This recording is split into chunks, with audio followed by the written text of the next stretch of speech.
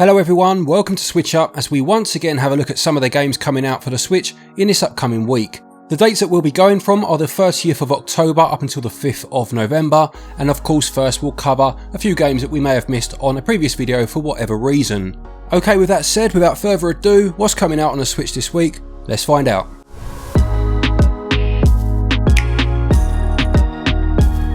First to a couple of games that are already out, and the first, well, it's more of an app than a game release, but it is of course the Nintendo 64 and Mega Drive or Genesis additions to the Switch online service. These require you to upgrade your subscription, which of course comes at an extra cost, and whilst I've only played them very briefly so far, I've had a quick go on the Mushroom Cup in Mario Kart 64 and a level or two of Castlevania Bloodlines on the Mega Drive. I have seen plenty online about people experiencing issues with input lag, frame rate drops and audio delays.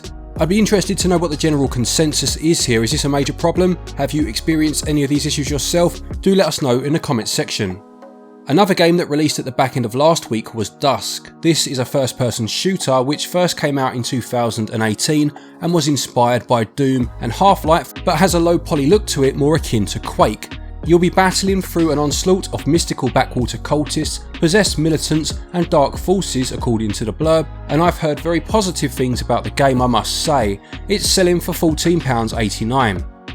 Looking at the games coming out this week, and first we have World War Z. This game released in 2019 elsewhere, and it's based on the film that came out in 2013. Dear me, has it been that long? Anyway, it's a third-person zombie shooter developed by Saber Interactive. There are 5 locations, which are New York, Jerusalem, Moscow, Tokyo and Marseille, and 7 different character classes to choose from as you work together to slay the hordes of zombies. The standard release is £35.99, although there is a deluxe version which includes a host of DLC packs for about £10 more. It reviewed fairly well on other systems as far as I've seen, and for anyone that is interested, it releases on the 2nd of November. Next is Tunche, which I remember being announced at either the last Direct or one of Nintendo's indie partnership presentations, I can't quite remember which now. This is a beat 'em up which allows for up to 4-player couch co-op and includes 5 playable characters to choose from, one of whom is Hat Kid from A Hat in Time. It says this includes roguelite elements and that you can gain experience and learn new moves for each of the characters. You can use both melee and ranged combos and ultimate attacks, and it also says that every playthrough will take you further into the story, which I assume is referring to those roguelite elements I mentioned just now. That does make it sound like each new run will result in some sort of progression, be it through character growth or moving the story along, and I have to say that art style is incredibly appealing. It's another game out on the 2nd and will sell for £17.99, although there is 15% off of that price up until the 22nd of November.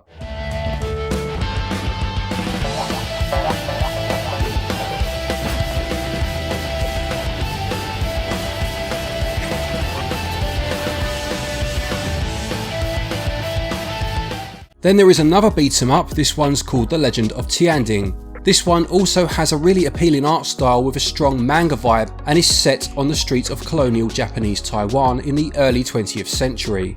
You play as legendary Taiwanese folk hero Legend of Tianding, apologies for any potential or let's face it probable mispronunciation there, as you take from the rich and give to the poor. You'll be taking on bosses, learning new moves and gaining power-ups, and there is also a version of a traditional Taiwanese board game included in the game too. I saw that Alex at Switch Corner has already reviewed this one and enjoyed it minus a few flaws.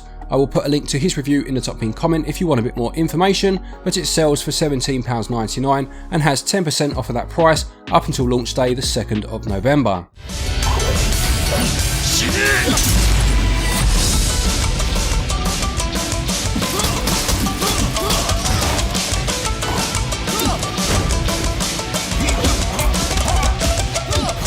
Unpacking is the next game on the list and describes itself as a Zen puzzle game. It's based on moving house and having to unpack all of your possessions and fit them into a new space, and it goes on to call itself part block fitting and part home decoration. You'll be discovering the story behind each character based on the items they unpack as well as the items they left behind, and will move through each of the rooms of the house. It's always good to see a unique take on a classic idea, although for £17.99 for me, it would depend on how much content it's including. Coming out on the 4th is Just Dance 2022, which is about the 634th entry in this popular dancing series. It includes 40 new tracks to move along to, as well as sweat mode for those looking to burn some calories, and a co-op mode too. I remember when the first Just Dance game came out for the Wii, and to be fair, ignoring my little dig a minute ago, it is incredible just how many people got into any form of gaming, no matter how casual or fleeting it may have been, through the Wii, and Just Dance was a big reason for that. The newest entry sells for £49.99 or your regional equivalent if you are interested. Next we have Demon Turf, which comes from the makers of Slime Sand and is a 3D platformer. It promises a different take on progression whereby you can explore previously finished levels to discover changes in their new liberated state, as it calls it. You can place checkpoints where you want during levels, ignoring them completely for a perfect run if you want, or placing them just before a potentially difficult section, plus it also includes a physics-driven combat system. The art style looks pretty unique actually. It reminds me a bit of A Short Hike, with it having that almost 2D take in a 3D environment, and the music appears to be a big part of the game, with the protagonist rapping as you go along. All sounds very interesting, and it's going to sell for £19.99.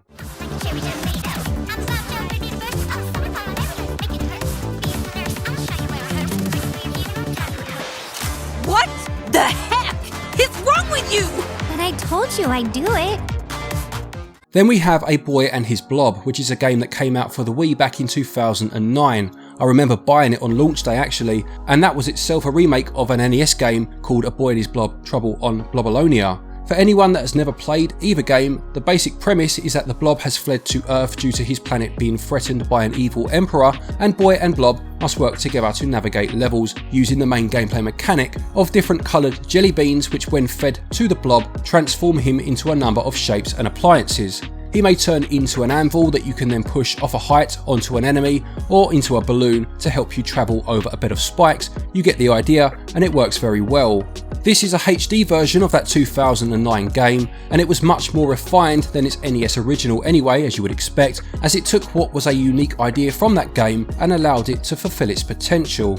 The hand-drawn graphics are also lovely, and it had a dedicated hug button, which a few games do these days I know, but when I first pressed it 12 years ago and the boy hugged the Blob, well, let's just say this heart of stone here almost melted. Almost, not quite. It's selling for a very reasonable actually £13.49. Also this week we have the Smurfs mission Vileaf, coming to us via Microids. The Smurfs began as a comic series and are the second best import to ever leave Belgium after Jan Vertonghen. They then had a successful animated series of course which ran through most of the 1980s. This appears to be a 3D platformer where you play as 4 of the Smurfs, being Brainy, Hefty, Smurfette and Chef Smurf, across 5 different worlds in an attempt to stop Gargamel's latest scheme, which involves an evil plant called the Vileaf. I remember the last Smurfs game which I played, it was on the Wii U I believe, and it was pretty serviceable if completely unspectacular, so we'll see how this one fares when it releases on the 5th of November.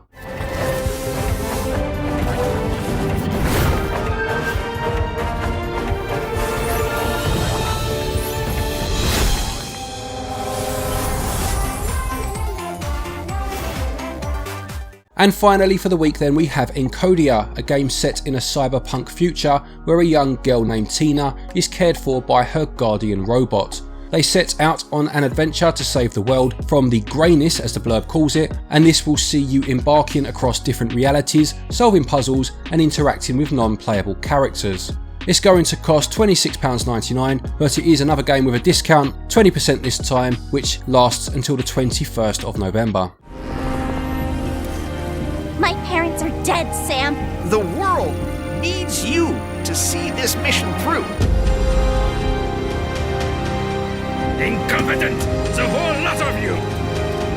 So there you have it, another week of Nintendo Switch releases. Is there anything here that interests you? Please do let us know in the comments section. As I said, I haven't played any really of the N64 app yet. Please do let me know your thoughts, or if you've had any issues, I'd be quite interested to hear your take on it.